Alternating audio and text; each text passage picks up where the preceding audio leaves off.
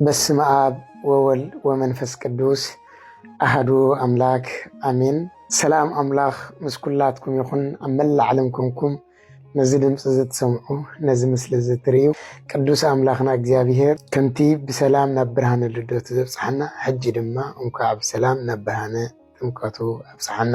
ወእምዝ ዳገመ ወለደነ እማይ ወእመንፈስ ቅዱስ ዳግም ካብ ማይን ካብ መንፈስ ቅዱስን ዝተወለድናሉ ዳግም ልደት ካብ አብራኽ መንፈስ ቅዱስ ዝተወለድናሉ ውልድነትና ዝጀመረሉ መድኃኔ ዓለም ኢየሱስ ክርስቶስ እቲ ሰማያዊ ብምድራዊ እቲ ኣምላኽ ብወዲ ሰብ ክጥመቕ እንከሎ ትሕትንኡ ዘርአየሉ ንወዲ ሰብ ዘኽበረሉ ዕለት እዩ። ከምኡውን ስላሴ ኣጋዕዝተ ዓለም ሰለስትነቶም ዘገለጸሉ እዩ። ወልድ ኢየሱስ ክርስቶስ በአካለ ሥጋ ኣብ ሩባ ዮርዳኖስ መንፈስ ቅዱስ በአምሳለ ርግብ ኣብ ልዕሊ ጎይታና መድኃኒ ኢየሱስ ክርስቶስ ክዓልብ እንከሎ ኣብ እውን ዝንቱ እቲ ወልደየ ዝኣፈቅር ብምባል እቲ ዘፍቀሮ ወደይ እዚ እሞ ንዑ ስምዕዎ ኢሉ ወዱ ምዃኑ ክምስክር እንከሎ ንሕና እውን ንዑ ክንሰምዖን ክንእዘዞን ከም ዘለና ኣብ ብደመና ኮይኑ ክምስክር ከሎ ዝሰማዕናሉ ሰለስትነት ናይ ስላሴ ዝተመልከትናሉን ዝረአናሉን ንመጀመርታ ጊዜ እዩ።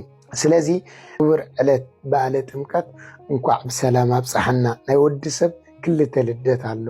እቲ ሓደ ካብ ሥጋ ዝውለደሉ እዩ። እቲ ሓደ ከዓኒ ካብ አብራኽ መንፈስ ቅዱስ በቲ ዝርአ ማይ ዘይርአ ውልድነት ዘይርአ ጸጋ መንፈስ ቅዱስ እንቕበለሉ እንታይ ዳ ነዚ ልደት እዚ ወጣኒኡ ጀማሪኡ መን እዩ እንድሕር ኢልና መድኃኔ ዓለም ኢየሱስ ክርስቶስ እዩ። በእደ ዮሐንስ ተጠምቀ ኢየሱስ ናዝራዊ እንብሎ እቲ ናዝራዊ ዝተባሃለ ኢየሱስ ክርስቶስ እቲ ሰማያዊ ዝተባሃለ ኢየሱስ ክርስቶስ እቲ ናይ አብ ቃል ዝተባሃለ ኢየሱስ ክርስቶስ ወልድ ዝተባሃለ ኢየሱስ ክርስቶስ ካብ ቅድስት ድንግል ማርያም ተወሊዱ ፍጹም አምላኽ ፍጹም ሰብ ኮይኑ እነሆ ኣብ 30 ዓመቱ ምእንቲ ከጥምቆ ኢየሱስ ክርስቶስ ናብ ዮሐንስ መፀ። ኣብ ትሕቲ ዮሐንስ ከዓ ትሕቲሉ ተጠመቐ። ካብ ማይን ካብ መንፈስ ቅዱስን ክንውለድ ስለ ዝግብአና ክንውለድ ስለ ዘለና ነዚ ውልድነት እዚ ከዓኒ ባዕሉ ጀሚሩ ኣርአየና። ክብርን ምስጋናን ልልዑል ስሙ ይኹን። ስለዚ እዚ ዕለት እዚ ዓብይን ክቡርን ዕለት እዩ። ካብቲ ናይ ቤተ ክርስቲያንና ምስጢረ ጥምቀት ተባሂሉ ዝጥቀስ ሓደ ምስጢር እዩ።